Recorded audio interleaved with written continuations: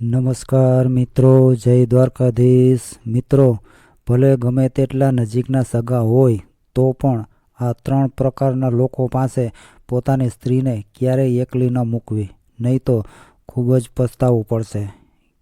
કહેવાય છે કે દુનિયામાં વિશ્વાસુ લોકો તો ઘણા બધા હોય છે, પરંતુ ઘણીવાર આ વિશ્વાસુ લોકો પણ તમારા વિશ્વાસની હત્યા કરી દેતા હોય છે. એટલા માટે કહેવાય છે કે વિશ્વાસુનો પણ ક્યારેય વિશ્વાસ કરવો નહીં. જો કોઈ વ્યક્તિ વિશ્વાસુ છે તો તેની થોડા સમયે પરીક્ષા લેતા રહેવું જોઈએ, પરંતુ ઘણી એવી બાબતોમાં વિશ્વાસુનો પણ વિશ્વાસ ના કરવો જોઈએ. આ વાતને આપણે આજની કહાનીના માધ્યમથી સમજવાનો પ્રયાસ કરીશું. આ કહાની તમને ઘણો બધો બોધ આપે એવી છે. આ કહાનીમાં જણાવવામાં આવેલી ખૂબ જ મહત્ત્વની વાતો હંમેશા યાદ રાખજો. તમારા જીવનમાં ખૂબ જ કામ આવશે. અને વિડીયો પસંદ આવે તો લાઈક, શેર અને નવા હોય તો ચેનલને સબસ્ક્રાઈબ જરૂરથી કરજો. અને આ કહાની પસંદ આવે તો કોમેન્ટમાં જય દ્વારકાધીશ અવશ્ય લખજો. તો ચાલો શરૂ કરીએ આજની આ કહાની. ખૂબ જ પ્રાચીન સમયની આ વાત છે. એક દિવસ એક રાજા પરિભ્રમણ કરતા જંગલમાં પહોંચી ગયા. જંગલમાં ફરતા તેમની મુલાકાત એક સંન્યાસી સાથે થાય છે. એ સંન્યાસી આમ તો સંત જેવા જ લાગતા હતા, પરંતુ એ સંત નહોતા, પણ સંતના રૂપમાં એક પાખંડી હતો. રાજા ધર્મપ્રેમી હતા, તેથી સાધુ સંતો ઉપર એમને ખૂબ જ પ્રેમભાવ અને ભરોસો હતો. તે સાધુને જોઈને રાજાના મનમાં જિજ્ઞાસા જાગી, એટલે રાજાએ તે સંન્યાસીને પોતાનો પરિચય આપ્યો અને તેમને પૂછવા લાગ્યા કે, હે સાધુ મહારાજ, તમે તો સિદ્ધ પુરુષ હોય એવું લાગે છે. મારી રાણી આ સમયે ગર્ભવતી છે. હું જાણવા માગું છું કે તેની કુખેથી પુત્રનો જન્મ થશે કે પુત્રીનો?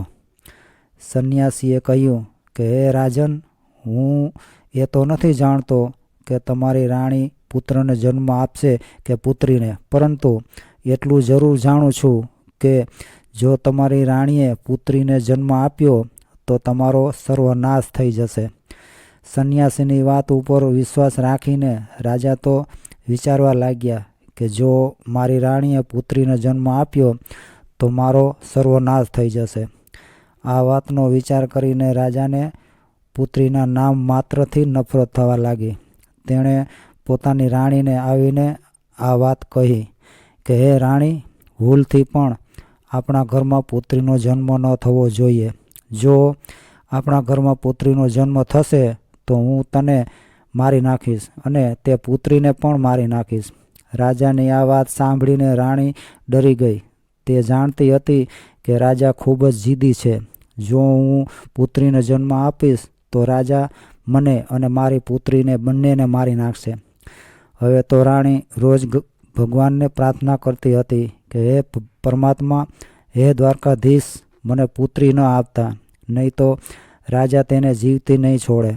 ભગવાનની કૃપાથી રાણીએ સૌથી પહેલાં એક પુત્રને જન્મ આપ્યો. આ જોઈને રાણી અને રાજા ખૂબ જ રાજી થયા. રાજા તો એટલા માટે રાજી થયો કે તેના ઘરે પુત્રનો જન્મ થયો હતો, પરંતુ રાણી એટલા માટે રાજી થઈ કે જો પુત્રીનો જન્મ થયો હોત તો તેને કન્યા હત્યાનું પાપ લાગત.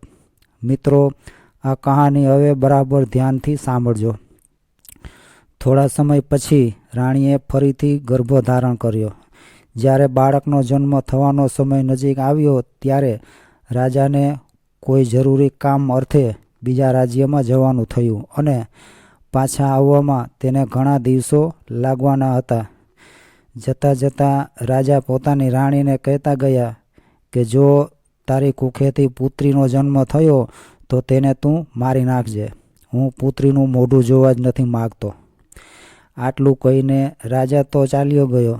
રાજાને પાછા આવતા ઘણા મહિનાઓનો સમય લાગી ગયો, પરંતુ તે સમય દરમિયાન રાણીએ એક પુત્રીને જન્મ આપ્યો. રાણીને જે વાતનો ડર હતો તે જ થયું. પુત્રીને જોઈને રાણી ગભરાઈ ગઈ. તે વિચાર કરવા લાગી કે રાજાના આદેશ અનુસાર પુત્રીની હત્યા કરવી પડશે. આવું નિંદનીય કામ હું કેવી રીતે કરીશ? કારણ કે હું એક મા છું. મને જેટલો મારો પુત્ર પ્રિય છે એટલી જ પ્રિય મારી પુત્રી પણ છે. હવે તો પુત્રીને જોઈને રાણી એકદમ રડવા લાગી અને કહેવા લાગી કે હે ભગવાન, હવે હું શું કરું? કન્યા હત્યાનું પાપ ખૂબ જ મોટું હોય છે. પુત્ર કુપાત્ર હોઈ શકે પરંતુ માતા કુમાતા ન થાય. રાણી ખૂબ જ મોટા ધર્મ સંકટમાં ફસાઈ ગઈ. રાણીને રડતા જોઈને તેની દાસી તેને પૂછવા લાગી કે હે રાણીબા, ઘરમાં પુત્રીનો જન્મ થવો એ તો ઘણી સૌભાગ્યની વાત છે, પરંતુ તમે તો રડી રહ્યા છો, તો તેનું કારણ શું છે? શું કોઈ ન થવાનું થઈ ગયું છે? ત્યારે રાણી બોલી, હે દાસી, હકીકતમાં જે ન થવાનું હતું તે જ થયું છે. ત્યાર પછી રાણીએ પોતાને દાસીને બધી વાત કહી સંભળાવી કે આપણા મહારાજે આ કન્યાને મારવાનો આદેશ આપ્યો છે. હવે તું જ કહે કે હું આ નિર્દોષ દીકરીનો જીવ કેવી રીતે લઈ શકું? ત્યારે દાસીએ રાણીને કહ્યું કે હે રાણીબા, તમે ચિંતા ન કરો. તમે રાજાને કહેજો કે મેં પુત્રીને મરાવી નાખી છે. હું તમારી દીકરીને બધાની સામે મારવા માટે લઈ જાઉં છું, પરંતુ હું તેને મારીશ નહીં, પણ તેનો ઉછેર કરીશ. અને જો કોઈ મને પૂછશે તો તેને કહીશ કે આ પુત્રી મારી ભાણેજ છે. આનાથી આ પુત્રીનો જીવ પણ બચી જશે અને રાજાની નજરથી દૂર પણ થઈ જશે. આ પુત્રીના પાલન પોષણને લઈને તમે નિશ્ચિત રહો. હું એને મારી દીકરીની જેમ જ સાર સંભાળ રાખીશ. દાસીની વાત સાંભળીને રાણી ખૂબ જ ખુશ થઈ. તે વિચારવા લાગી કે ભલે મારી પુત્રી મને જોવા ન મળે, પરંતુ કમસે કમ તે જીવિત તો જરૂર રહેશે. ત્યાર પછી રાણીએ ઉદાસ મનથી થોડા આભૂષણ અને ઝવેરાત તે દાસીને પોતાની પુત્રીના પાલન પોષણ માટે આપ્યા અને દાસીને કહ્યું કે હું તારો ગુણ જિંદગીભર નહીં ભૂલું. જ્યારે તને ધનની જરૂર પડે ત્યારે આનાથી પણ વધારે ધન હું તને આપીશ, પરંતુ મારી દીકરીનું આ રાજ ક્યારેય પણ ખુલવા ન દેતી. આટલું સમજાવ્યા બાદ રાણીએ પોતાની પુત્રી દાસીને સોંપી દીધી અને ધીરે ધીરે રાજમહેલમાં અને સમગ્ર રાજ્યમાં ખબર ફેલાવી દીધી કે દાસીએ તેની પુત્રીને મારી નાખી અને તેને જમીનમાં દફનાવી દીધી છે. હવે થયું એવું કે તે પુત્રીને દાસી લઈ ગયા પછી તેણે તે પુત્રીનું ખૂબ જ સારી રીતે પાલન પોષણ કર્યું. થોડા સમય બાદ જ્યારે રાજા વીરભજ પોતાના રાજ્યમાં પાછા આવ્યા ત્યારે રાજાને એ વાત જણાવવામાં આવી કે તમારા ગયા બાદ રાણીએ એક પુત્રીને જન્મ આપ્યો હતો અને તે પુત્રીને તમારા આદેશ અનુસાર મારીને જમીનમાં દફનાવી દેવામાં આવી છે. આ વાત સાંભળીને રાજા ખૂબ જ ખુશ થયા. દાસીને પુત્રીનું પોતાની ભાણેજ છે એમ જાણીને તેનું પાલન પોષણ કરવા લાગી. દાસીને કોઈ પૂછે તો એમ કહેતી કે આ મારી બહેનની ભાણકી છે અને તે પુત્રીને જ્યારે રાણીને જોવાની ઈચ્છા થતી ત્યારે તે દાસી તેને લઈને રાજમહેલમાં આવી જતી. તે પુત્રીને જોઈને રાણીની મમતા ઉભરાઈ જતી. રાણી ચોરી છુપીથી તે પુત્રીને વહાલ કરતી. કોઈ પૂછે તો તે દાસી તેને પોતાની બહેનની પુત્રી છે એવું કહેતી. પુત્રીને જોઈને રાણીને ખૂબ જ સાંત્વના મળતી. દાસીએ તેમની પુત્રીના પાલન પોષણમાં કોઈ ખામી નહોતી રહેવા દીધી. હવે ધીમે ધીમે તે દીકરી મોટી થવા લાગી. ધીમે ધીમે તે યુવાન થવા લાગી. તેનું પાલન પોષણ રાજમહેલમાં નહીં પરંતુ એક ગરીબ ઘરમાં થયું હતું. છતાં પણ તે એક સુંદર રાજકુમારીની જેમ જ દેખાતી હતી. જ્યારે તે દીકરી યુવાન થઈ ત્યારે દાસીએ તેને રાજમહેલમાં લઈ જવાનું બંધ કરી દીધું. આખો દિવસ દાસીના ઘરમાં જ રહેતી. એક દિવસની વાત છે કે જ્યારે રાજા વીરભજ પોતાના નગરનું ભ્રમણ કરવા માટે નીકળ્યા હતા ત્યારે તેમની સવારી તે દાસીના ઘર આગળથી નીકળી. ત્યારે તે પુત્રી સ્નાન કર્યા પછી પોતાના ઘરની અગાસી ઉપર પોતાના માથાના વાળને સૂકવી રહી હતી. તે પહેલેથી સુંદર તો હતી જ, પરંતુ તે સમયે તે વધારે સુંદર દેખાતી હતી. હાથીની અંબાડી પર બેઠેલા રાજા વીરભજની નજર અચાનક તે પુત્રી પર પડી. તે દીકરીને જોઈને રાજાને વીજળી જેવો ઝટકો લાગ્યો, કેમ કે તે યુવાન હતી. રાજા તે દીકરીની સુંદરતા પર મોહિત થઈ ગયા. રાજાએ તે સમયે પોતાના મંત્રીને પૂછ્યું કે હે મંત્રી, આ સામેના મકાનની અગાસી ઉપર રાજકુમારી જેવી દેખાય છે તે કન્યા કોણ છે? મને તો તેના રૂપે ઘાયલ કરી દીધો છે. જલ્દીથી તેની તપાસ કરાવો. મંત્રીએ તપાસ કરાવીને બધી માહિતી રાજાને આપી. મહારાજ, આ કન્યા એક વૃદ્ધ મહિલાની બહેનની દીકરી છે. આખી રાત રાજાને ઊંઘ ના આવી. વારંવાર તે યુવાન દીકરીનો ચહેરો તેમની આંખોની સામે આવી જતો હતો. સવાર થતાં જ રાજાએ પોતાના મંત્રીને કહ્યું કે હે મંત્રી, પેલી કન્યા ખૂબ જ સુંદર હોવાથી તેણે મારી રાતોની ઊંઘ હરામ કરી દીધી છે. તેનો મોહિત ચહેરો મને વારંવાર પરેશાન કરી રહ્યો છે. તેના વગર હવે હું રહી શકું એમ નથી. એક કામ કરો, તમે થોડાક લોકોને તમારી સાથે લઈને તે વૃદ્ધ મહિલાના ઘરે જાઓ અને તે કન્યા સાથે મારા વિવાહની વાત કરો.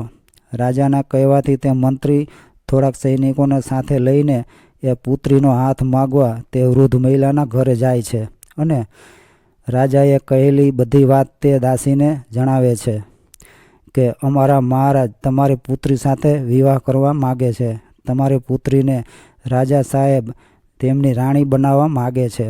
મંત્રીના મુખથી આ શબ્દો સાંભળ્યા પછી દાસી એકદમ રોષે ભરાણી. દાસી મનમાં વિચારવા લાગી કે હે ભગવાન, આ કેવો અનર્થ થવા જઈ રહ્યો છે. એક પિતા પોતાની સગી દીકરી સાથે લગ્ન કરવાની વાત કરે છે. હવે હું શું કરું? આ કન્યા તો તે જ રાજાની પુત્રી છે, પણ રાજાને તે વાતની જાણ નથી. તે જ સમયે દાસીએ મંત્રીને સ્પષ્ટ શબ્દોમાં કહી દીધું કે હું એક ગરીબ સ્ત્રી છું અને આ અમારી ભાણેજ રાજાને લાયક નથી. એટલા માટે ફરીવાર તમે મારી પુત્રીનો હાથ માગવા મારા ઘરે આવતા નહીં. ત્યારે મંત્રીએ કહ્યું કે તું કેવી મૂર્ખ સ્ત્રી છો. એક સમ્રાટ રાજા તારી પુત્રી સાથે લગ્ન કરવા માગે છે, ત્યારે તું લગ્ન કરવાની ના પાડી રહી છે. તમારે તો તમારી જાતને ભાગ્યશાળી માનવી જોઈએ, કારણ કે સ્વયં રાજા તમારી પુત્રી સાથે વિવાહ કરવાની ઈચ્છા રાખે છે. મંત્રીના વારંવાર કહેવા છતાં પણ દાસીએ પોતાની પુત્રીના લગ્ન રાજા સાથે કરવા માટેની ચોખ્ખી ના પાડી દીધી. ત્યારે હારી થાકીને મંત્રી પાછા ચાલ્યા ગયા અને જઈને રાજાને બધી વાત કરી અને કહ્યું કે તે વૃદ્ધ સ્ત્રી પોતાની પુત્રીને તમારી સાથે લગ્ન કરવાની ના પાડી રહી છે. ફરી વખત રાજાએ બીજા સૈનિકોને વૃદ્ધ મહિલાના ઘરે મોકલ્યા અને તેમના દ્વારા અનેક પ્રકારની લાલચો આપવામાં આવી. એમને ડરાવીને ધમકાવવામાં આવી, પરંતુ દાસી આ પ્રસ્તાવ માટે રાજી નહોતો. તે વૃદ્ધ મહિલાની જીદ જોઈને રાજા એકદમ ગુસ્સામાં આવી ગયો. રાજાએ તે સમયે આદેશ આપ્યો કે એ વૃદ્ધ મહિલાને પકડીને મારા દરબારમાં લાવવામાં આવે. રાજાનો હુકમ થતાં સૈનિકોએ સ્ત્રીના ઘરે ગયા અને તેને પકડીને રાજાના દરબારમાં લઈ આવ્યા. તે વૃદ્ધ મહિલાને બંદી બનાવીને દરબારમાં લાવીને ખૂબ જ મારવામાં આવી. સૈનિકોના મારને તે વૃદ્ધ મહિલા સહન ન કરી શકી. ચાબુકના મારથી દુઃખી થઈને દર્દથી પીડાઈને તે વૃદ્ધ મહિલા રાજાના પગમાં પડી ગઈ અને તેને બધી જ હકીકત રાજાને જણાવી દીધી અને કહેવા લાગી કે હે મહારાજ, તમે જેની સાથે લગ્ન કરવા માગો છો એ બીજું કોઈ નથી પરંતુ ખુદ તમારી સગી દીકરી જ છે. તમારી રાણીએ જ્યારે મને તે પુત્રીને મારવા માટે આપી ત્યારે મને તમારી દીકરીને મારવી યોગ્ય ન લાગ્યું. તેને મારવાના બદલે તમારી પુત્રીને મેં મારા ઘરમાં રાખી અને મારી બહેનની પુત્રી બતાવીને મેં તેનું પાલન પોષણ કર્યું. મેં જ તમારી પુત્રીનું પાલન પોષણ કરીને આટલી મોટી કરી છે. જો તમે જ તમારી પુત્રી સાથે લગ્ન કરશો તો ખૂબ મોટું પાપ લાગશે. દાસીની વાત સાંભળીને રાજા આશ્ચર્યચકિત થઈ ગયો. પોતાનું માથું પકડીને તે રાજા વિચારવા લાગ્યો કે હે ભગવાન, હું કેટલું મોટું અધમ પાપ કરવા જઈ રહ્યો હતો. તે મને આટલા મોટા પાપમાંથી બચાવી લીધો. હવે તો રાજા વીરભંજને વધારે ગુસ્સો આવવા લાગ્યો. તેમણે તરત જ પોતાના પુત્રને આદેશ આપ્યો કે દીકરા, તું તારી બહેનને જંગલમાં લઈ જઈને તેનું માથું ધડથી જુદું કરી નાખજે અને તેને ત્યાં જ દફનાવી દેજે અને પ્રમાણ માટે તેની બંને આંખો કાઢીને મને બતાવજે. મિત્રો, રાજાને એક દીકરો હતો. તે દીકરો દીકરી કરતાં મોટો હતો. હવે તે પણ યુવાન થઈ ગયો હતો. પોતાના પિતાની આવી વાત સાંભળીને તે રાજકુમાર વિચારવા લાગ્યો કે પિતાજીએ મને ખૂબ મોટું પાપ કર્મ કરવાનું કાર્ય સોંપ્યું છે. આટલા વર્ષો બાદ મને મારી બહેન મળી છે, ત્યારે હું કેવી રીતે એની હત્યા કરું? હું જો આવું અધમ કૃત્ય કરીશ તો ભગવાન મને ક્યારેય માફ નહીં કરે. હે ભગવાન, મને આવા અધમ કૃત્યથી બચાવો. રાજકુમાર આ વાતનો વિચાર કરીને ખૂબ જ દુઃખી થઈ રહ્યો હતો અને તે મનમાં વિચારવા લાગ્યો કે હું કેવી રીતે મારા હાથોથી મારી બહેનની હત્યા કરીશ. હું કેવી રીતે મારી બહેનની આંખો કાઢું? જો હું મારી બહેનની હત્યા કરવાની ના પાડીશ તો રાજા કોઈ બીજાના હાથેથી મારી બહેનની હત્યા કરાવી નાખશે. હવે મજબૂર થઈને તે રાજકુમાર પોતાની બહેનને લઈને જંગલ તરફ રવાના થયો. પોતાની બહેનને જંગલમાં લઈ જતા એક ભાઈનો પ્રેમ પોતાની બહેન માટે ઉભરાઈ રહ્યો હતો અને તે પોતાની બહેનને કહેવા લાગ્યો કે હે બહેન, કોઈ પણ સંજોગોમાં હું તારી હત્યા નહીં કરું. હું તને અહીં જંગલમાં છોડી દઉં છું. હવે આગળ જેવું તારું નસીબ. ત્યારે બહેન પોતાના ભાઈને કહે છે કે ભાઈ, તમે મને મારી નાખો અને મારી આંખો કાઢીને પિતાજીને પ્રમાણ માટે આપો, અને જો તું મારી આંખો કાઢીને નહીં લઈ જઈશ તો આપણા પિતાજી તને પણ મારી નાખશે.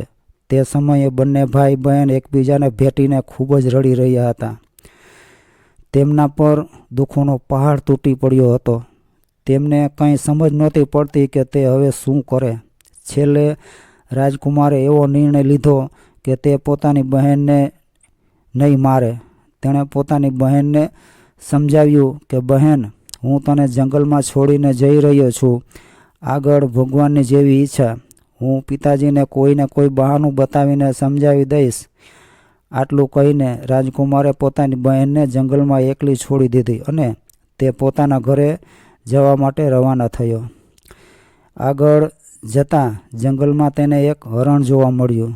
તેણે તે હરણનો વધ કરી દીધો અને તેની બંને આંખો કાઢી લીધી. હરણની બંને આંખો લઈ તે પોતાના પિતા પાસે આવ્યો અને હરણની બંને આંખો બતાવીને કહેવા લાગ્યો કે પિતાજી, મેં બહેનને મારીને એને જમીનમાં દાટી દીધી છે અને મેં તેની બંને આંખો કાઢી લીધી છે. આંખો જોઈને રાજાને ભરોસો થઈ ગયો કે મારા પુત્રએ તેની બહેનને ખરેખર મારી નાખી છે. આ સાંભળીને રાજા ખૂબ પ્રસન્ન થયો. ત્યારે રાણીએ પોતાના પુત્રને પોતાની પાસે બોલાવ્યો અને પૂછ્યું કે દીકરા, તું સાચે જ તારી બહેનને મારીને આવ્યો છે? ત્યારે રાજકુમાર કહે છે કે હે માં, હું તમારી સામે જૂઠું નહીં બોલું.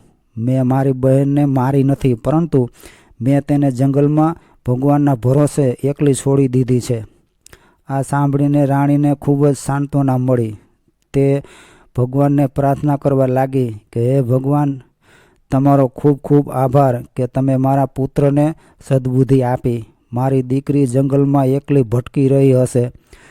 તમે તેની રક્ષા કરજો અને તેને એવી જગ્યાએ પહોંચાડજો કે તેના જીવનની નાવ પાર થઈ જાય. રાજકુમારી તો બિચારી જંગલમાં આમ તેમ ભટકવા લાગી. જંગલમાં ઝાડના પાન અને ફળ ખાઈને પોતાનું જીવન પસાર કરી રહી હતી. કાંટાળી જાડી ઝાંખરાની વચ્ચે ફરતા ફરતા તેના વસ્ત્રો પણ ફાટી ગયા હતા. તે અર્ધનગ્ન અવસ્થામાં જંગલમાં ભટકી રહી હતી. આખરે એક એવો દિવસ પણ આવ્યો કે તેના શરીર ઉપર એક પણ વસ્ત્ર બચ્યું ન હતું. તે ફળ ફૂલ ખાઈને પોતાનું જીવન પસાર કરી રહી હતી અને વૃક્ષોના પાંદડાની પથારી કરીને સૂઈ જતી. હવે બન્યું એવું કે એક દિવસ બીજા રાજ્યના રાજા ચંદ્રભાનુ એ જ જંગલમાં શિકાર કરવા માટે આવ્યા. બીજી બાજુ રાજકુમારી વૃક્ષો પરથી ફળ તોડીને ખાઈ રહી હતી. ત્યારે તેના કાનમાં ઘોડાનો અવાજ સંભળાયો. રાજકુમારી એક ઝાડ પાસે જાડી ઝાંખરાની પાછળ સંતાઈને બેસી ગઈ. સંજોગોના કારણે રાજા આ જ ઝાડ નીચે વિશ્રામ કરવા બેસી ગયો. અચાનક રાજાની નજર તે ઝાડીઓની વચ્ચે ગઈ. તેને જોયું કે ઝાડીઓની વચ્ચે કોઈ બેઠું છે. કોઈ મનુષ્યની આકૃતિ તેને દેખાઈ રહી હતી. રાજાએ તરત જ અવાજ કર્યો કે તું કોણ છે અને આ ઝાડીઓની વચ્ચે શું કરી રહ્યો છે? જે પણ હોય એ તરત જ બહાર આવી જાય. હું વિશ્વાસ આપું છું કે હું તમને કોઈ પણ પ્રકારની હાનિ નહીં પહોંચાડું.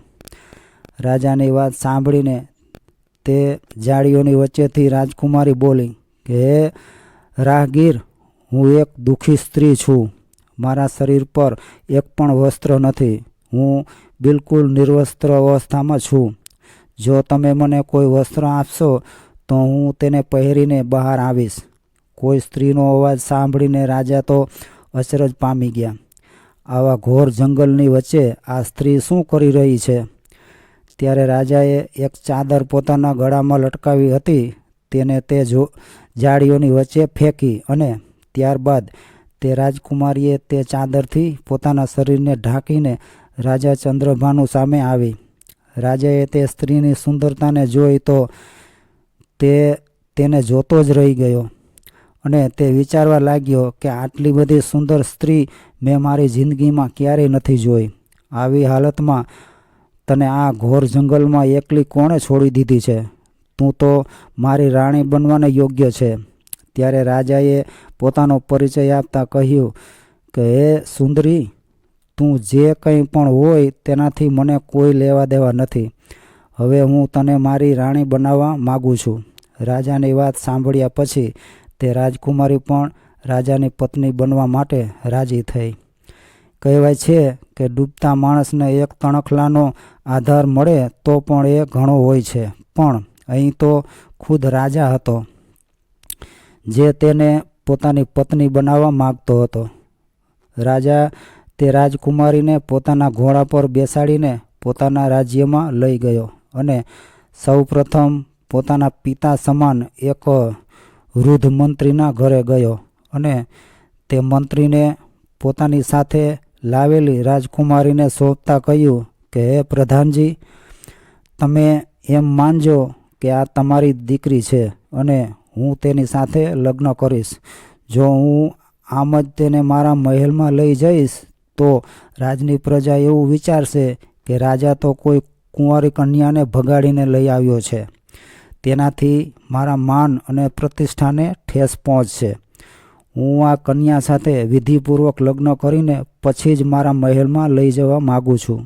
ત્યાં સુધી આ સ્ત્રી તમારા ઘરે તમારી દીકરી બનીને રહેશે અને આવતીકાલે હું ઘણા લોકો સાથે તમારા ઘરે આ કન્યાનો હાથ માગવા માટે આવીશ અને તેની સાથે વિવાહ કરીને મારા ઘરે લઈ જઈશ. ત્યારે એ વૃદ્ધ પ્રધાન એ જવાબ આપ્યો કે મહારાજ, આ તમારી અમાનત છે અને હવે તે મારી પુત્રી છે.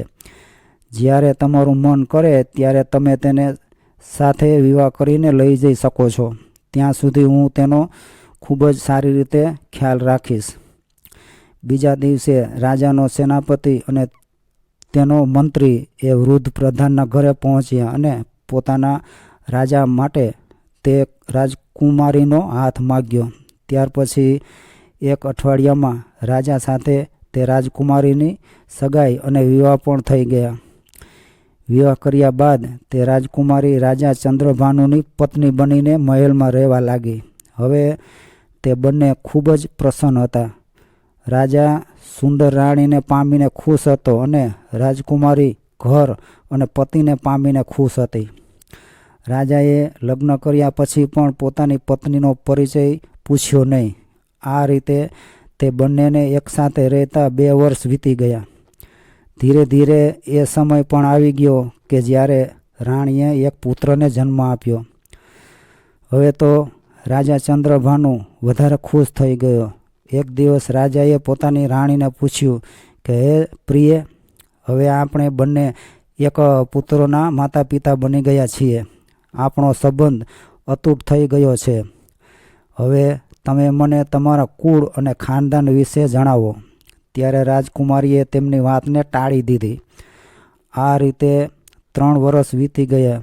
થોડા સમય બાદ રાણીએ ફરીથી એક પુત્રને જન્મ આપ્યો. ત્યારે રાજાએ ફરીથી એ જ વાત પૂછી જે પહેલાં પુત્રના જન્મ વખતે પૂછી હતી. રાજકુમારી પોતાના ભૂતકાળની વાતો કોઈને પણ કહેવા માગતી નહોતી, પરંતુ રાજાએ પોતાનું ગોત્ર અને કુળ જાણવાની ખૂબ જ ઈચ્છા બતાવી. રાણી જાણતી હતી કે રાજા તેમને ખૂબ જ પ્રેમ કરે છે. ત્યારે રાજકુમારીએ રાજાના આગ્રહને વશ થઈને પોતાના જીવનમાં બનેલી બધી જ ઘટનાઓ જણાવી દીધી. ત્યારે રાજાએ રાજકુમારીના મુખથી આ દુઃખભરી વાતો સાંભળી ત્યારે તેની આંખોમાં પણ આંસુ આવી ગયા. રાજા રાણીના પિતાને ધિક્કારવા લાગ્યા અને રાણીને કહેવા લાગ્યા કે હે રાણી, હું તમને તમારા પિતાજીની પાસે મળવા માટે લઈ જાઉં તો શું તમે મારી સાથે આવશો? ત્યારે રાજકુમારીએ પોતાના પિતાને મળવાની ના પાડી દીધી. રાજાએ ખૂબ જ આગ્રહ કર્યો કે તારે એક વખત તારા પિતાને જરૂર મળવું જોઈએ. રાજાના વારંવાર કહેવા પર તે રાણી પોતાના પિતાને મળવા માટે રાજી થઈ. બીજા દિવસે રાજાએ રાજા વીરભંજના રાજ્યમાં જવા માટેની તૈયારી કરી. રાજાના રથને શણગારવામાં આવ્યો. જવા માટેની બધી તૈયારીઓ થઈ ગઈ. બરાબર એ જ વખતે અચાનક રાજાને કોઈ જરૂરી કામ અર્થે કોઈ બીજા શહેરમાં જવાનું થયું. ત્યારે રાજાએ તેના મંત્રી અને સેનાપતિને કહ્યું કે તમે સૈનિકોની એક ટુકડી લઈને રાણીની સાથે જાઓ. હું ઝડપથી મારું કામ પતાવીને ત્યાં આવું છું. આ રીતે રાજા ચંદ્રભાનુ સૈનિકોની સાથે પોતાની રાણીને 2 કુંવારો સાથે રાજા વીરભંજને ત્યાં મોકલી દીધી. તેણે રાણીને સમજાવી દીધું હતું કે પોતાના પિતાજીને ત્યાં જઈને તું બિલકુલ ગભરાતી નહીં. હું તમારા પહોંચતા પહેલાં જ તારા માતા પિતા પાસે પહોંચી જઈશ. મંત્રી અને સેનાપતિ સૈનિકોની એક ટુકડી લઈને રાણી અને 2 કુંવરો સાથે રાજા વીરભંજના રાજ્ય તરફ જવા રવાના થયા. રાજા ચંદ્રભાનુના રાજ્યથી રાજા વીરભંજનું રાજ્ય ઘણું દૂર હતું. તેથી જતાં જતાં રસ્તામાં રાત પડી ગઈ. એક જગ્યાએ તેમણે તંબુ બાંધીને રાતવાસો કરવાનું નક્કી કર્યું. જે જગ્યાએ રાજકુમારીનો તંબુ બાંધવામાં આવ્યો હતો તેની બાજુમાં મંત્રીનો તંબુ પણ બાંધવામાં આવ્યો. બાજુમાં મંત્રીનો તંબુ જોઈને તે રાજકુમારી કહેવા લાગી કે શું તમે જાણો છો કે હું રાજાની રાણી છું અને રાજાની પત્ની પણ છું? તો મારા તંબુની બાજુમાં તમારો તંબુ કેમ બનાવ્યો છે? તમે તમારો તંબુ ઉઠાવીને કોઈ બીજી જગ્યાએ બાંધી દો. ત્યારે મંત્રીએ જવાબ આપ્યો કે હે રાણીબા, મહારાજે અમને તમારી દેખરેખ રાખવા માટે મોકલ્યા છે. જો તમને અને તમારા કુંવરોને કંઈ થયું તો અમે રાજાને શું જવાબ આપીશું? રાજકુમારી વારંવાર ના પાડવા છતાં પણ મંત્રી માન્યો નહીં. સાંજે બધાએ ભોજન કર્યું. બધા સૈનિકો ચાલીને આવ્યા હતા, તેથી ખૂબ થાકી ગયા હતા, એટલે તે બધા જલ્દીથી સૂઈ ગયા. આ સમયે મંત્રીની દાનત બગડી. મંત્રી રાત્રિના બીજા પહોરમાં રાજકુમારીના તંબુમાં ઘૂસી ગયો. મંત્રી જેવો રાજકુમારીના તંબુમાં ઘૂસ્યો ત્યાં તો રાજકુમારી એકદમ પથારીમાંથી બેઠી થઈ. રાણી તે મંત્રીનો ઈરાદો જાણી ગઈ હતી. રાણીને આ કામુક મંત્રીના ઈરાદાની બરાબર ખબર પડી ગઈ હતી. જેવો તે મંત્રી રાણીના તંબુમાં ગયો ત્યાં રાણી જોર જોરથી ચીસો પાડવા લાગી અને કહ્યું કે ખબરદાર, જો તમે મને સ્પર્શ કર્યો છે તો અત્યારે ને અત્યારે જલ્દી મારા તંબુમાંથી બહાર નીકળી જાઓ. રાણીએ તે મંત્રીને વારંવાર પોતાના તંબુમાંથી બહાર નીકળવા માટે કહ્યું, પરંતુ મંત્રીએ રાણીની કોઈ વાત માની નહીં. મંત્રી ધીમે ધીમે આગળ વધી રહ્યો હતો. ત્યારે રાણીએ ફરીથી કહ્યું કે હે દુષ્ટ મંત્રી, તું આ શું કરવા જઈ રહ્યો છે? તું જો તારી ભલાઈ ઈચ્છતો હો તો અત્યારે જ આ તંબુમાંથી બહાર નીકળી જા. જાણીની આ વાતને તે મંત્રીએ માની નહીં. ત્યારે તે સમયે રાણીએ પોતાના મોટા પુત્રને તે મંત્રીની સામે ઊભો કરી દીધો. ત્યારબાદ રાણીએ તે મંત્રીને ભગવાન અને પોતાના પુત્રના સોગંદ આપ્યા. તેમ છતાં તે મંત્રી રાણીના તંબુમાંથી બહાર જવા તૈયાર ન હતો. મંત્રી વાસનામાં અંધ બની ગયો હતો. તે ભૂલી ગયો હતો કે હું શું કરી રહ્યો છું. મંત્રી આગળ વધ્યો અને તલવાર કાઢીને રાણીના મોટા દીકરાનું માથું ધડથી અલગ કરી દીધું. પોતાના પુત્રનું માથું કપાયા બાદ તે રાણી સમજી ગઈ કે આ દુષ્ટ મંત્રી હવે માનશે નહીં. ત્યારે પોતાની લાજ બચાવવા માટે રાણીએ નરમ સ્વભાવ કરીને કહ્યું કે તમે થોડીવાર થોભી જાઓ, હું હમણાં જ આવું છું. ત્યારબાદ તમે તમારા મનની ઈચ્છા પૂરી કરી લેજો. આટલું કહીને રાણી પોતાના તંબુમાંથી બહાર નીકળી ગઈ અને ત્યાંથી ભાગીને જંગલમાં ચાલી ગઈ. સવાર પડતા સુધી રાણી જંગલમાં છુપાઈને રહી. જ્યારે સવાર થતાં તે પોતાના તંબુમાં આવી ત્યારે તેણે જોયું કે પોતાના પુત્રનું માથું ત્યાં કપાઈને પડ્યું હતું અને તેનું ધડ અલગ પડ્યું હતું. પોતાના પુત્રની લાશ જોઈને રાણીની હાલત વધારે ખરાબ થઈ ગઈ, પરંતુ તે કાંઈ પણ કરી શકે તેમ નહોતી. તે શેતાનની સામે તે લાચાર હતી. પોતાના પુત્રના મૃત્યુથી દુઃખી થઈને તે રાણી તે મંત્રીની સાથે આગળ ચાલવા લાગી. ચાલતા ચાલતા સાંજ પડી ગઈ. બીજી રાત રોકાવા માટે ત્યાં તંબુ બાંધવામાં આવ્યા. ત્યારે રાણીના તંબુની પાસે સેનાપતિનો તંબુ બાંધવામાં આવ્યો. ત્યારે રાણીએ તે સેનાપતિને બોલાવીને કહ્યું કે તમે તમારા તંબુને અહીંથી દૂર બાંધી દો. ત્યારે સેનાપતિએ કહ્યું કે હે રાણીબા, મારી જવાબદારી છે કે હું તમારી રક્ષા કરું. રાણીના વારંવાર ના પાડવા છતાં પણ સેનાપતિએ પોતાનો તંબુ ત્યાંથી હટાવ્યો નહીં. હવે રાણીએ બધું જ સમજાઈ ગયું હતું. આને લીધે રાણી ચિંતામાં રહીને તે આખી રાત ઊંઘી ન શકી. જ્યારે અડધી રાત થાય ત્યારે તે સેનાપતિના દિમાગમાં વાસનાનો શેતાન જાગી ઉઠ્યો. તે સેનાપતિ અડધી રાત્રે રાણીના તંબુમાં ઘૂસી ગયો. ત્યારે રાણીએ સેનાપતિને કડક સ્વરમાં કહ્યું કે હે સેનાપતિ, તું જાણતો નથી કે હું કોણ છું? તને ખબર હોવી જોઈએ કે હું એક રાજાની પત્ની છું અને એક રાજાની પુત્રી પણ છું. આ બધું જાણવા છતાં પણ તું મારા તંબુમાં ઘૂસી આવ્યો છે. ત્યારે જ મારા તંબુમાંથી બહાર નીકળી જા. સેનાપતિ ક્યાં માનવાનો હતો. તેના મનમાં તો કામનો કીડો સળવળી ઉઠ્યો હતો. તે તો રાણીનું રૂપ જોઈને આંધળો બની ગયો હતો.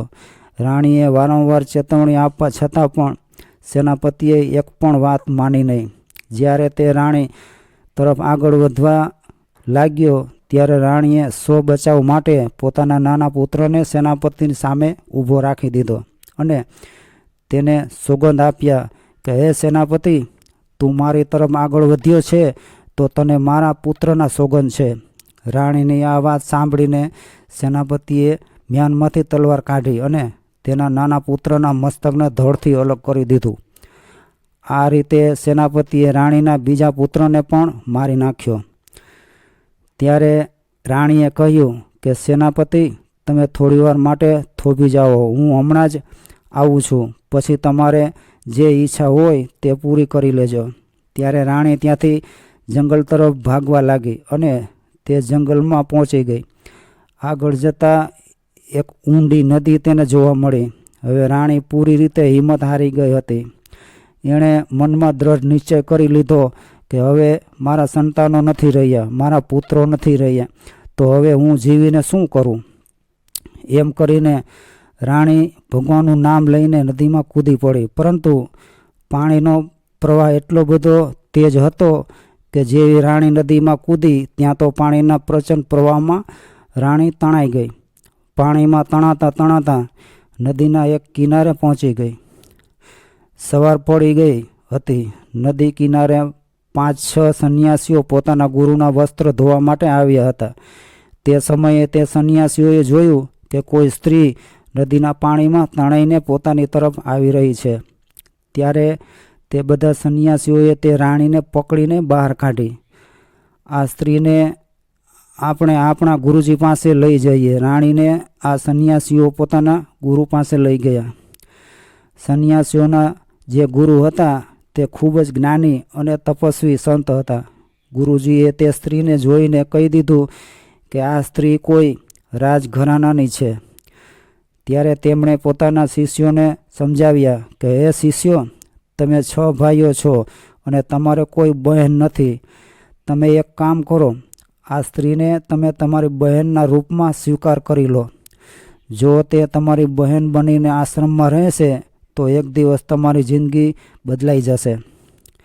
આ રીતે ગુરુના કહેવાથી શિષ્યોએ પેલી સ્ત્રીને પોતાની બહેનના રૂપમાં સ્વીકાર કરી લીધો. રાજા ચંદ્રભાનુ પોતાના મંત્રી, સેનાપતિ અને સેનાને આવીને મળ્યો. ત્યારે તેણે ત્યાં પોતાની પત્ની અને પુત્રોને જોયા નહીં.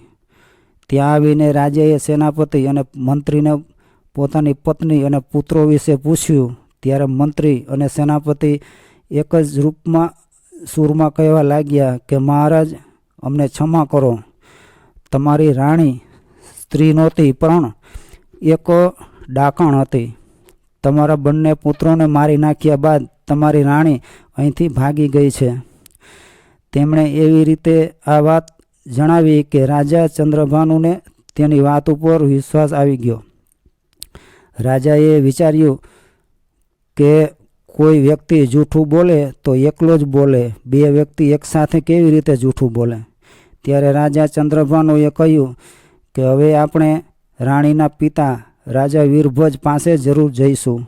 સેનાપતિ અને મંત્રી સાથે રાજા ચંદ્રભાનુ વીરભજ પાસે પહોંચી જાય છે.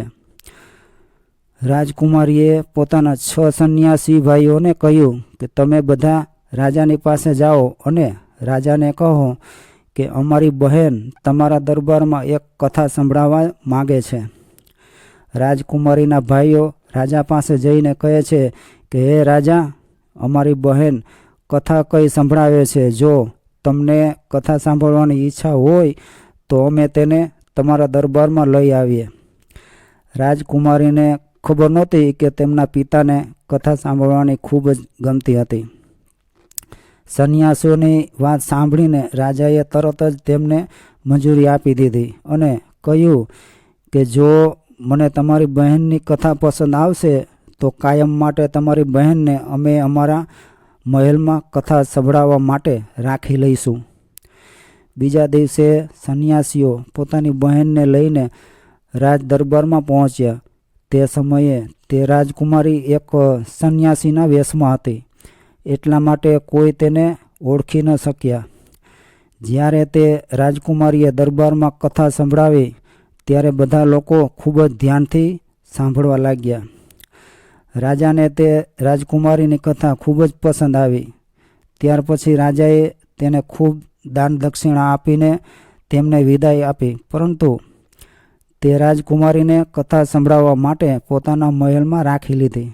સંન્યાસીઓ અડધે રસ્તે ગયા પછી પાછા દરબારમાં આવ્યા અને રાજાને કહેવા લાગ્યા કે હે રાજા, અમે તમને વિનંતી કરીએ છીએ કે તમે અમારી બહેનને અમારી પાસે પાછી મોકલી દો. જ્યારે તમને કથા સાંભળવાની ઈચ્છા થશે ત્યારે અમે તેને તમારી પાસે લઈ આવીશું. કેમ કે તે બાળપણથી જ અમારી સાથે મોટી થઈ છે. તે રાજના સુખથી દૂર રહી છે. જંગલમાં રહીને તેણે પોતાનું જીવન પસાર કર્યું છે. અહીં તેને એકલું લાગશે. રાજાએ તે સંન્યાસીઓની વાત માની અને રાજકુમારીને તેની સાથે મોકલી દીધી. હવે તે દરરોજ પોતાના ભાઈઓની સાથે રાજાના દરબારમાં કથા સંભળાવવા માટે આવતી હતી. રાજાને દરરોજ કથા સાંભળ્યા બાદ તે રાજા પાસેથી દાન દક્ષિણા મેળવતી અને પોતાના સંન્યાસી ભાઈઓ સાથે તે પાછી આશ્રમમાં આવી જતી. હવે ધીમે ધીમે તે સંન્યાસીઓના દિવસો બદલાઈ ગયા. પહેલાં તે સંન્યાસી ઘરે ઘરે જઈને ભિક્ષા માગતા હતા. હવે તેમને દરરોજ રાજા પાસેથી દક્ષિણામાં એટલું બધું ધન પ્રાપ્ત થતું હતું કે હવે ભિક્ષાવૃત્તિ કરવાની તેમને જરૂર નહોતી. બીજા દિવસે રાત્રે તે રાજકુમારી રાજ દરબારમાં રાજાને કથા સંભળાવવા માટે આવી. ત્યારે તેણે પોતાના પતિ, મંત્રી અને સેનાપતિને ત્યાં બેઠેલા જોયા. ત્યારે રાજકુમારીએ વિચાર્યું કે આજે તો અહીં બધા જ ઉપસ્થિત છે, ત્યારે કથા સંભળાવવામાં વધારે આનંદ આવશે. ત્યાર પછી રાજકુમારી બધાને 2 હાથ જોડીને પ્રણામ કરતા વ્યાસપીઠ ઉપર આવીને બેસી ગઈ અને પોતાના પિતાને કહેવા લાગી કે હે રાજન, આજે હું તમારા માટે એક ખૂબ જ દર્દભરી કથા લઈને આવી છું. કથા શરૂ કરતાં પહેલાં જો કોઈ વ્યક્તિને જરૂરી કામ હોય તો તે બહાર જઈને પતાવી આવે. કથા શરૂ થયા પછી ચાલુ કથાએ કોઈ વ્યક્તિ બહાર જશે તો હું તરત જ કથા કહેવાનું બંધ કરી દઈશ. ત્યારે રાજાએ જવાબ આપ્યો કે તમે કથા શરૂ કરો, તમે જેમ કહેશો એમ જ અમે કરીશું. કથા દરમિયાન કોઈ વ્યક્તિ દરબારમાંથી ઉઠીને બહાર નહીં જાય. હવે દરબારમાં બધા જ દરબારી તે કથા સાંભળ્યા માટે બેસી ગયા. ત્યાં તેનો પતિ અને વિશ્વાસઘાતી મંત્રી અને સેનાપતિ પણ હતા. હવે રાજકુમારીએ દરબારમાં પોતાની કથા શરૂ કરી અને કહેવા લાગી કે હે સભાના લોકો, આ કથા તમે ધ્યાનથી સાંભળજો. એક દેશમાં એક રાજા રહેતો હતો જે ખૂબ જ ક્રૂર અને જાલિમ હતો. તે રાજાને પોતાની પુત્રીથી ખૂબ જ નફરત હતી. જ્યારે તેના ઘરે એક પુત્રીએ જન્મ લીધો ત્યારે તેણે તેના પુત્રને તેની પુત્રીને મારી નાખવા માટે તેની સાથે જંગલમાં મોકલી દીધો. રાજાએ પોતાના પુત્રને આદેશ આપ્યો હતો કે તેની પુત્રીને મારીને તેની આંખો કાઢીને લઈ આવજે અને તેની આંખો મને બતાવજે. રાજા વીરભજ કહાની સાંભળીને વિચારવા લાગ્યા કે આ તો મારી જ કહાની છે. ખુશ થઈને રાજા વીરભજ તે સંન્યાસીઓની તરફ પોતાની મોતીની માળા ફેંકીને કહ્યું, આ કહાનીને અંત સુધી જરૂર સંભળાવવામાં આવે. હવે તો રાજાની આંખોમાં આંસુ ભરાઈ આવ્યા, કેમ કે રાજા વીરભજને પોતાના કરેલા કર્મો પર ખૂબ જ પશ્ચાતાપ થઈ રહ્યો હતો.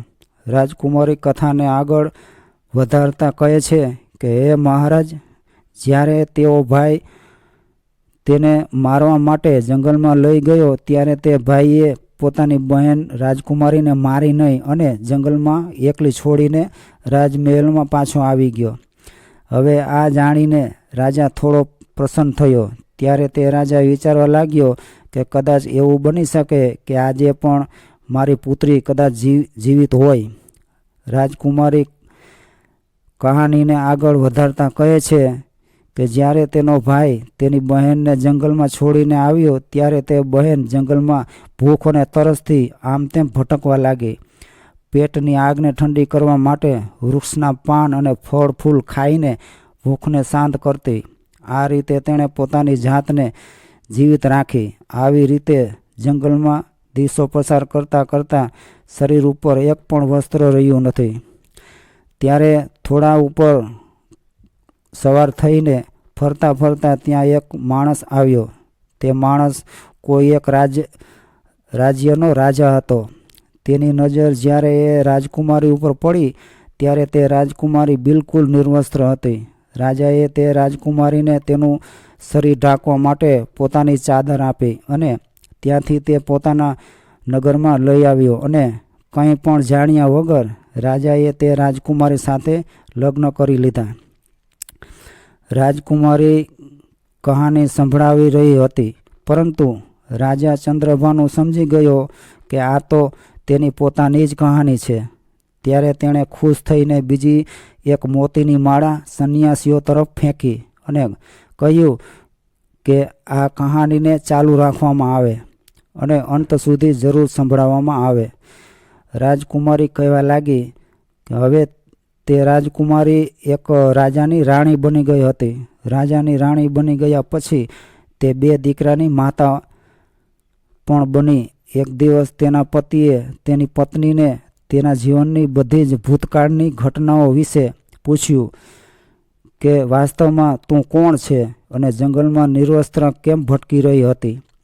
ત્યારે તે રાણીએ પોતાના પિતાની કરતૂતો તેના પતિને જણાવી. આ સાંભળીને તેનો પતિ ખૂબ જ દુઃખી થયો. રાજાને ખબર પડી કે મારી રાણી તો એક રાજાની પુત્રી છે.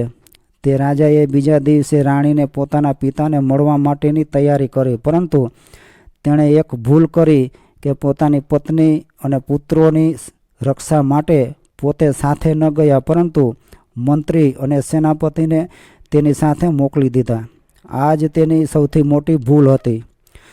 કેમ કે કોઈ માણસ ભલે ગમે તેટલો સારો હોય, ભલે નજીકનો સગો હોય, પોતાનો ખાસ મિત્ર હોય, તો પણ પોતાની યુવાન સ્ત્રી, યુવાન બહેન અને યુવાન દીકરીને બીજા કોઈ વ્યક્તિ ઉપર ભરોસો કરીને તેની સાથે મોકલવી ન જોઈએ અને તેની સાથે એકલી ના છોડવી જોઈએ. ભલે એ ગમે તેટલો વફાદાર અને વિશ્વાસપાત્ર હોય તો પણ સ્ત્રીને એકલી ન મૂકવી જોઈએ. જ્યારે વાસના દિમાગ પર સવાર થઈ જાય ત્યારે બધી જ જવાબદારી અને વિશ્વાસ જતો રહે છે. અને આમ પણ સ્ત્રી પુરુષ માટે આકર્ષણનું કેન્દ્ર હોય જ છે. જો ક્યારેક તે એકલી કોઈ બીજા પુરુષ સાથે જાય છે અને તેની પાસે રોકાય છે, ત્યારે તે વ્યક્તિના મગજમાં કામરૂપી વિકાર જાગૃત થાય છે. ભૂલથી પણ પોતાની બહેન દીકરીને કોઈ અન્ય પુરુષ સાથે એકલી ન છોડવી જોઈએ. ખાસ કરીને ત્યારે તો ના જ મોકલવી જોઈએ જ્યારે કોઈ પુરુષ યુવાન હોય, સુંદર હોય, એકલો હોય. કહેવાય છે કે સ્ત્રી, ધન ને વિધા જેની પાસે રહે છે ત્યારે એની જ થઈ જાય છે.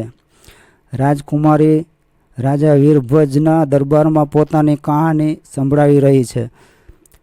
રાજા વીરભંજ અને રાજા ચંદ્રભાનુ તેની કહાનીને ધ્યાનથી સાંભળી રહ્યા હતા. રાજાએ પોતાની પત્ની અને પુત્રોને સેનાપતિ અને મંત્રી ઉપર ભરોસો કરીને તેમની સાથે મોકલી દીધા. રસ્તો ખૂબ લાંબો હતો. ચાલતા ચાલતા જ્યારે સૂર્યાસ્ત થયો ત્યારે તેમણે રસ્તામાં જ રાતવાસો કરવાનો નિર્ણય લીધો. મંત્રીએ પોતાનો તંબુ રાણીના તંબુની પાસે જ બનાવ્યો. રાણીએ તેનો ખૂબ વિરોધ કર્યો, પરંતુ તે માન્યો નહીં. રાત્રિના સમયે મંત્રીએ રાણી સાથે બળજબરી કરવાની કોશિશ કરી. રાજકુમારી વારંવાર વિનંતી કરવા છતાં પણ તે દુષ્ટ મંત્રી માન્યો નહીં. તે મંત્રીએ રાજાના પુત્રની હત્યા કરી દીધી. જ્યારે મંત્રીએ તેના પુત્રની હત્યા કરી ત્યારે રાણી પોતાની ઇજ્જત બચાવવા માટે ત્યાંથી જંગલમાં ભાગી ગઈ. આખી રાત તેણે જંગલમાં વિતાવી. જેમ તેમ કરીને તેને પોતાના પતિવ્રતા ધર્મને બચાવ્યો. જ્યારે બીજા દિવસે સવારે રાણી પોતાના તંબુમાં પાછી આવી ત્યારે તેને પોતાના પુત્રની લાશ પણ જોવા મળી નહીં. કહાની આગળ વધી રહી હતી. કહાની સાંભળીને મંત્રીના હોશકોશ ઉડી ગયા. તે મંત્રી કોઈને કોઈ બહાનું બનાવીને રાજાના દરબારમાંથી બહાર જવાની વિચારી રહ્યો હતો. ત્યારે રાજાએ તરત જ તેને ગુસ્સો કરીને ત્યાં બેસાડી દીધો. રાણી કહાની સંભળાવે છે. જ્યારે તેઓ મુસાફરીમાં આગળ વધવા લાગ્યા અને રાત્રિ પડી ત્યારે બીજી જગ્યાએ તેમણે વિશ્રામ માટે તંબુ બાંધ્યો. ત્યારે પણ રાણીના તંબુની બાજુમાં સેનાપતિએ તંબુ બાંધ્યો અને વિરોધ કરવા છતાં પણ તેને હટાવ્યો નહીં. અને અડધી રાતે તે સેનાપતિ ખરાબ ઈરાદા સાથે રાણીના તંબુમાં ઘૂસી ગયો. રાણીએ પહેલાં તો તેને ખૂબ સમજાવ્યો કે તે અહીંથી ચાલ્યો જાય, પરંતુ તે દુષ્ટ સેનાપતિ ત્યાંથી જવા નહોતો માગતો. રાણીએ તેના નાના પુત્રના સોગંદ આપ્યા તો પણ સેનાપતિ તંબુમાંથી બહાર ન ગયો. આ કહાની સાંભળતા સેનાપતિ પણ ગભરાવા લાગ્યો અને તે વિચારવા લાગ્યો, આ તો મારો ભેદ ખુલી રહ્યો છે, પણ ઊભો થઈને ભાગવા માટે જઈ રહ્યો હતો ત્યારે રાજાએ ગુસ્સો કરીને તેને પણ ત્યાં બેસાડી દીધો ને તે મંત્રી અને સેનાપતિને કહ્યું કે કેમ ભાઈ, સત્ય તમારાથી સંભળાતું નથી? સેનાપતિ લીલું મોઢું કરીને ત્યાં બેસી ગયો. કહાની ચાલુ જ હતી. રાજકુમારી કહેવા લાગી કે ત્યાર પછી સેનાપતિએ પણ તે રાણીના નાના દીકરાની હત્યા કરી નાખી. સેનાપતિ મનમાં કામ વાસનાના વિકાર સાથે રાણી તરફ આગળ વધવા લાગ્યો. ત્યારે તે સમયે કોઈને કોઈ રીતે રાણી પોતાનો જીવ બચાવીને ત્યાંથી ભાગીને જંગલમાં જતી રહી. અને ત્યારે તે રાણી આત્મહત્યા કરવા માટે એક નદીમાં કૂદી પડી, પરંતુ તેના નસીબે તેને સાથ ન આપ્યો અને તે બચી ગઈ. તે નદીના પાણીમાં તણાતા તણાતા જંગલના એક કિનારે પહોંચી ગઈ. ત્યાં 6 જેટલા સંન્યાસીઓએ તેને પાણીમાંથી બહાર કાઢી, પરંતુ રાણીના રૂપમાં મોહિત થઈને સંન્યાસીઓએ પણ તે રાજકુમારીને પોતાની પત્ની બનાવવા ઈચ્છા વ્યક્ત કરી. પરંતુ તેમના મહાન જ્ઞાની ગુરુજીએ તે સંન્યાસીઓને આ વીર ઘોર પાપમાંથી બચાવી લીધા. ગુરુજીના કહેવાથી સંન્યાસીઓએ તે રાજકુમારીને પોતાની બહેન તરીકે સ્વીકારી લીધી. ત્યારે તે બહેન પોતાના ભાઈઓ સાથે રાજાના રાજમહેલમાં દરરોજ કથા સંભળાવવા માટે આવવા લાગી. મિત્રો, આટલી કહાની સંભળાવ્યા બાદ તે રાજકુમારી પોતાનો ઘૂંઘટ હટાવીને તે રાજાની સામે આવી ગઈ. સાધ્વીના રૂપમાં પોતાની દીકરીને રાજા વીરભજ ઓળખી ગયા. આ બાજુ પોતાની પત્નીને જોઈને રાજા ચંદ્રભાનુની આંખો ભરાઈ આવી. પોતાની પત્નીને સામે જોઈને રાજા ચંદ્રભાનુ ખૂબ જ પ્રસન્ન થયો, પરંતુ પોતાના પુત્રના મૃત્યુનું દુઃખ તેને ડંખી રહ્યું હતું. રાજા ચંદ્રભાનુ રાજા વીરભજ પાસે આજ્ઞા માંગવા લાગ્યા કે હે મહારાજ, મારો મંત્રી અને સેનાપતિ મારા શત્રુ છે, તેમને હું સ્વયં દંડ આપવા માગું છું. એ રીતે રાજા ચંદ્રભાનુએ તે દુષ્ટ મંત્રી અને સેનાપતિના મસ્તક ધડથી અલગ કરી દીધા. પાપીઓને તેમના કર્મોની દંડ મળી ગયો. રાજા વીરભજ પોતાની પુત્રીને ભેટી પડ્યા અને વારંવાર પોતાના કરેલા કર્મો માટે તેની પાસે ક્ષમા માગવા લાગ્યા. કુંવરીએ મોટું મન રાખીને પોતાના પિતાને માફી આપી દીધી. આ રીતે રાજકુમારી પોતાના પતિ સાથે પોતાના પિતાના ઘરે મહેલમાં થોડા દિવસો માટે રોકાણી. પછી રાજા વીરભજે ખૂબ આનંદથી પોતાની પુત્રીને વિદાય આપી. રાજા ચંદ્રભાનુ પોતાની પત્નીને લઈને પોતાના નગરમાં પાછો આવી ગયો અને બંને પતિ પત્ની ખૂબ જ આનંદથી જીવન જીવવા લાગ્યા. થોડા સમય પછી રાણીએ બીજા 2 પુત્રોને જન્મ આપ્યો. હવે તેમની ખોવાઈ ગયેલી ખુશી પાછી આવી ગઈ હતી. મિત્રો, ભગવાન જેની સાથે હોય છે તેનો કોઈ વાળ પણ વાંકો કરી શકતો નથી. ભલે કોઈ ગમે તેટલો પ્રયત્ન કરે પણ તેને કોઈ મારી શકતું નથી. મૃત્યુ, જીવન અને મરણ આ વિધાતાના હાથમાં હોય છે, માણસના હાથમાં હોતું નથી. તો મિત્રો, આજની આ કહાની તમને કેવી લાગી તે કોમેન્ટ કરીને જરૂર જણાવજો અને વિડીયો લાઈક, શેર અને ચેનલને જરૂર સબસ્ક્રાઈબ કરજો. જય દ્વારકાધીશ.